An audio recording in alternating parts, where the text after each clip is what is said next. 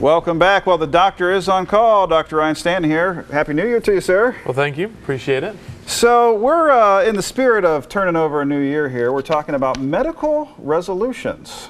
We've got our personal resolutions that will surely break within a couple weeks. A lot of us will anyway, but medical resolutions a little bit more important to put to the top of the list there, I would think. Well, the statistics show that 75% of your resolutions aren't going to make it a week.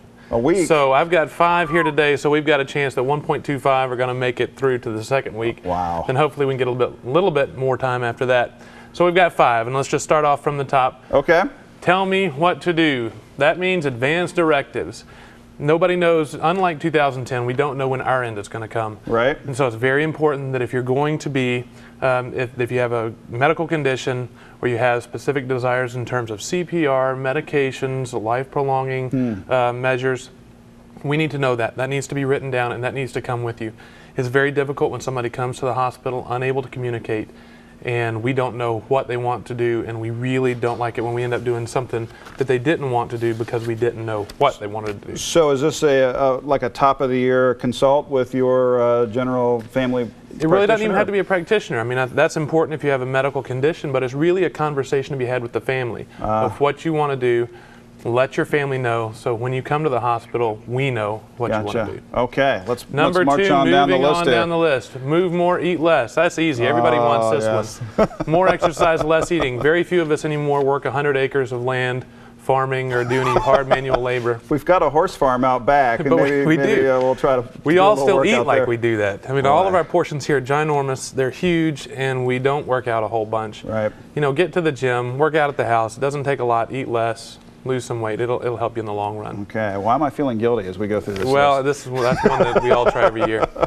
Number 3, adopt a doc. Oh, didn't know you were looking for a home, Doc. Everybody needs a good primary care physician, somebody that long-term can look after you, keep up with your medical conditions on an ongoing basis, knows you, knows your medications, knows your allergies, knows everything about you. You have somebody long-term, your health long-term will benefit. I'm a great ER physician, not a great long-term primary care physician. So adopt a doc. Adopt a doc. All right, good Number advice 4. there. Moving on. Number 4, take 2 of these and text me in the morning. It's almost 2011. No more of that phone calling the doctor. But this is talking about medications. You need to have your medications. Make sure that your medications are established, that you review those with the primary care physician. You're on what you need to be on. Right. You're not on things that could be potentially dangerous. All medications we see from all the ads for lawsuits. All medications have side effects.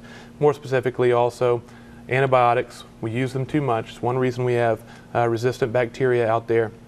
You know, you need to make sure that you're not going to the doctor only for the purpose of getting an antibiotic. Let them evaluate you, get a medication you need for the condition that you have. Use it too dependent on that. Interesting. So many people come in and say, I need an antibiotic, that's all that helps me in this. It's a cold, it's going to get better on its own. Right. Let it pass its time. Your body is pretty amazing at that.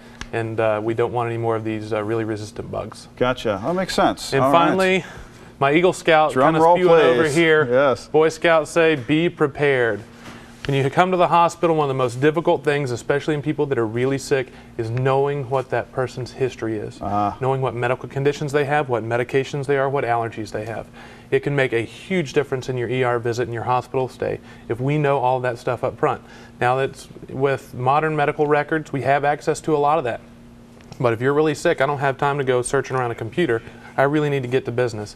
So if you have a list of your medications, a list of your conditions, a list of allergies, things like that on you at all times, especially if you have serious medical conditions, have that on you at all times because you never know when an emergency is going to take place and you're going to end up in there seeing me. Great advice. Dr. Stanton, the man on call. We appreciate it and appreciate you sticking around. We'll be right back after this.